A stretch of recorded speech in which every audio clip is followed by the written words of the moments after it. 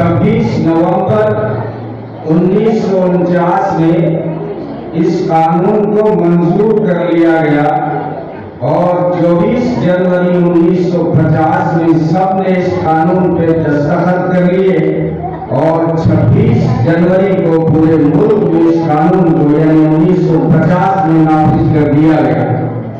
लेकिन ये जो कानून लिखा गया, ये जो बनाया गया, ये सिर्फ रोशनाई से नहीं लिखा गया है, बल्कि हमारे बुजुर्गों और पुरखों की जो है खून की स्याही इस कानून के लिखने में शामिल रही। ये बात जो है सुभाष चंद्र बोस ने कही थी।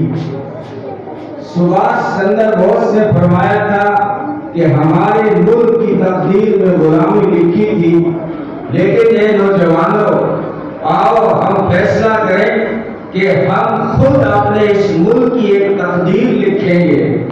हम जो तकदीर लिखेंगे वो गुलामी नहीं होगी बल्कि आजादी होगी।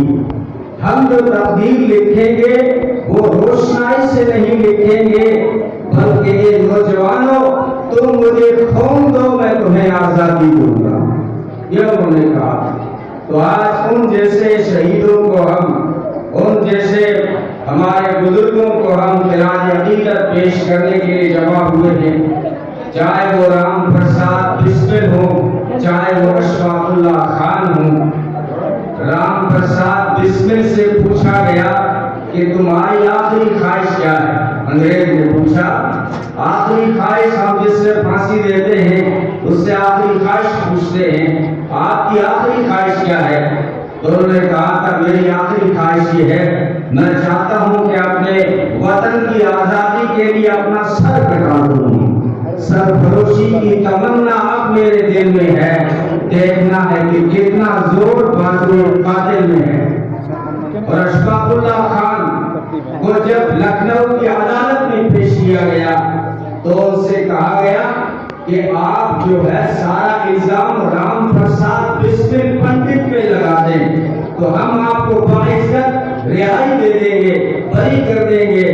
फरमाने लगे, राम प्रसाद बिस्मिल सिर्फ पंडित नहीं, मेरा भाई जान है, उनके इशारों पे जान निशावर करना मेरा ईमान है।